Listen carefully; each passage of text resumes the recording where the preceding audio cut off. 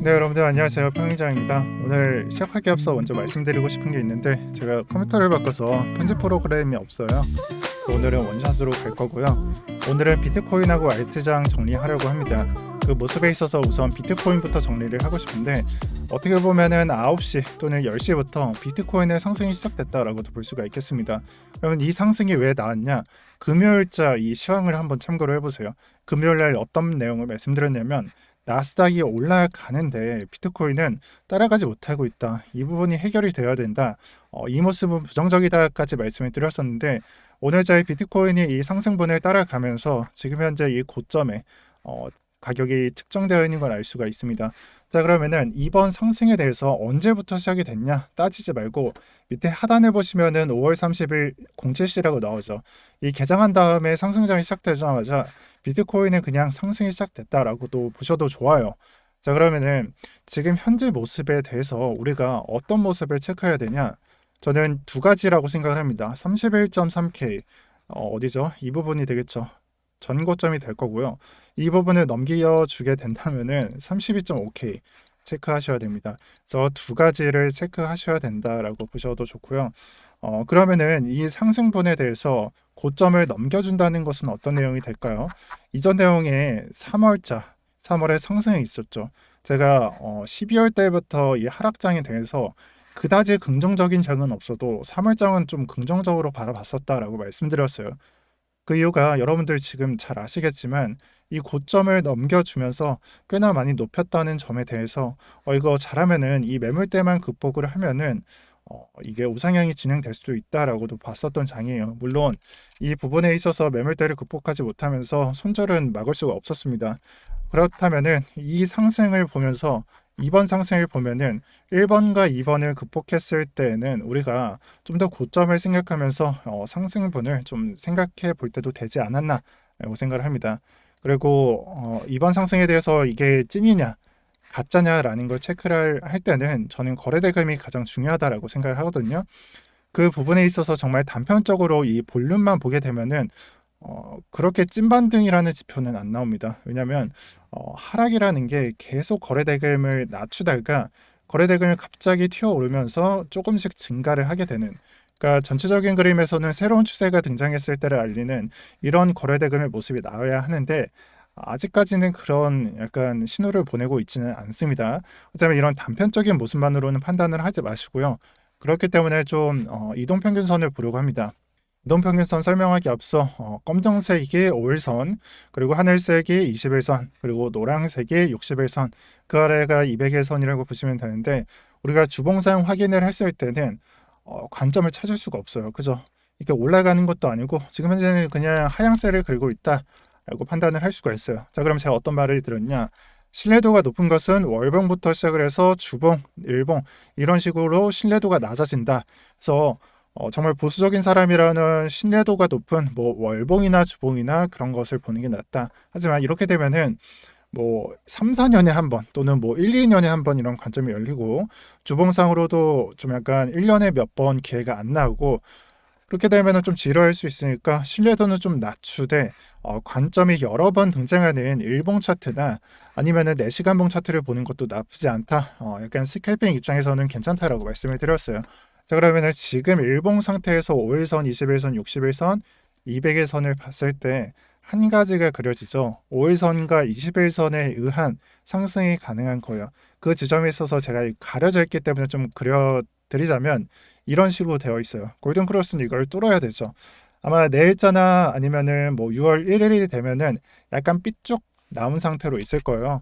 그러면 골든 크로스는 확정입니다. 골든 크로스가 확정 받을 때, 즉 가격이 유지되면서 그 장세를 받을 때 지금의 상승이 어떤 상승이냐면, 여기서는 60일선을 잘 참고를 해야 돼요. 60일선이 지금 현재는 위에 있죠. 그러니까 즉 하향세를 그린단 말이에요. 그러면은 이런 자리에 있는 거예요. 우리가 3월의 상승이 얼마나 좋았냐면 60일선이 이런 식으로 이격을 줄여가면서 모두 다 골든 크로스를 만들어낼 수 있는 그런 차트였어요. 하지만 지금은 그런 구간이 아니에요. 지금은 60일선 아래에 있지만 5일선과 21선이 이런 식으로 단기선이 위로 치고 올라오는 그런 상승을 기대해 볼 수 있는 자리입니다. 너무 버벅이네요. 어쨌든 저는 이번 자리를 이런 긴 상승이 아닌 저는 단기적이라고 말씀을 드리고 싶은 거고요. 우리가 어찌 보면은 막 이런 식으로 그릴 수도 있는데 제가 봤을 때는 60일선과 만나는 부근까지가 아마 이번 장의 핵심 포인트가 되지 않을까 싶습니다. 그리고 조금은 건너뛰어서 말하자면 이제 6월 1일이면은 긴축이 실행이 돼요. 우리가 QE 하면은 연준에서 돈을 풀어서 이런 투자 상품이 올라갈 수 있는 기회가 제공된다라고 말씀드렸었죠. 그렇죠. 그래서 우리가 경험했던 장은 코로나 시대가 여기서부터 이게 QE가 진행되면서 우리가 투자 상품이 올라갔었던 장인데요. 그 이후에 QT가 진행이 되면은 양적으로 좀 긴축적인 내용이 진행된다. 즉 투자 상품의 장세가 안 좋을 수도 있다라고도 말씀을 드리는 겁니다. 그게 선반영이 되었던 안 되었던 간에 앞으로 이틀 뒤 6월 1일이면은 그 내용에 조금은 주의를 해야 된다라고 말씀을 드릴게요. 그래서 뭐 종합적으로 말씀을 드리면은 단기적인 장에 저는 진입을 할 예정이고요. 하지만 6월 1일은 조금은 주의하면서 매매를 해볼 예정입니다. 그래서 여러분들께서 뭐 스윙을 생각하든 단타를 생각하시든 이번 장에 대해서는 조금 단타식으로 접근해보는 게 맞다. 그리고 찐바는 아니지만 이런 단편적인 이동평균선의 5일선과 20일선의 크로싱으로 인해서 이런 장은 나올 수도 있다라고 말씀을 드리겠습니다. 그리고 이 부분을 확인할 때는 지난 장에서 이 크로싱이 나오면서 우리가 극복하지 못했던 200일선을 확인해 주시는 것 좋고 또 60일선 아래에 있기 때문에 60일선에 의해서 이동평균선을 보세요. 가격 말고. 이동평균선이 저항을 받는 이런 것도 체크를 해볼 만합니다. 또 차트상 보면은 장기 이평선과 단기 이평선이 이런 식으로 나와 있어요. 단기 이평선을 조금 밑으로 내리면 좋은데 네, 이런 식으로 나와 있죠. 여기 보시면은 이게 약간 하락 지표로서 좀 자주 쓰이는 그런 차트거든요. 그래서 가장 주목할 거는 60일선과의 싸움이다 라고 저는 평가를 하겠습니다. 자, 그리고 알트장을 설명하기 위해서 도미넌스를 보셔야 되는데요. 지금의 알트장이 있죠. 저는 지금의 알트장은 진짜 알트장은 아니라고 생각을 합니다. 그 부분이 도미넌스에 담겨져 있습니다. 물론 제가 말씀드렸던 부분은 도미넌스가 뭐 48% 고점에서 이런 식으로 내려가게 되는 시나리오도 있고 내려가는 것도 있고 정말 진짜라기면 이거 뚫고 그냥 올라간다라고 말씀드렸어요. 다 지워놓고 지금 보면은 48% 부근 또는 조금 밑에서 저항을 받으면서 이제 도미넌스를 뿌려주는 것 같죠. 그렇죠. 그러면은 지금은 진짜 알트장이 아니라고 생각을 해주시고 그 다음에 이 도미넌스가 내려가게 된다면은 그때서야 알트장 나온다라고 보셔도 좋습니다. 주로 이런 장은 비트코인과 이더리움 또 그런 좀 대장격이 쭉 올려놓은 다음에 많이 내려줘도 좋은데 이 구간에서 횡보를 하거나 이런 장이 나올 때 이런 모습에 진짜 지지가 됐구나 이제 내려갈 일 없다라고 했을 때 사람들이 알트 쪽으로 자금을 옮기면서 주로 목격되는 그런 자리입니다. 그래서 만약에 내려간다라고 생각을 하시면은 비트코인이 버틴다라고 생각을 하시면서 매매를 하시는 게 좋고요. 그 모습에 의해서는 지금은 진짜 알트장은 아니다라는 판단을 하겠습니다. 그래서 지금은 기다리는 자리라고 생각을 해요.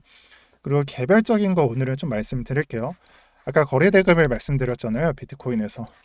저는 이번 상승에 의해서 추세가 바뀔 종목은 거래 대금에 들어와 있다라고 생각을 합니다. 그 부분에 의해서는 웨이브 하나만 조금 유효하다라고 보고 있고요. 지금 일본 차트를 보게 되면은 캔들이 그렇게 크지는 않아요. 근데 거래대금 볼륨 보면은 거의 최고를 찍고 있죠. 근 1년치 최고치예요. 그러면은 이게 정말 매수하기 좋은 그런 캔들이거든요. 캔들은 작고 거래대금은 높고 추세 전환의 기회를 보이고 있는데 이게 하락세가 계속되면은 내려가겠지만 한 번쯤 약간 매매해봐도 저는 좋은 차트라고 생각을 해요.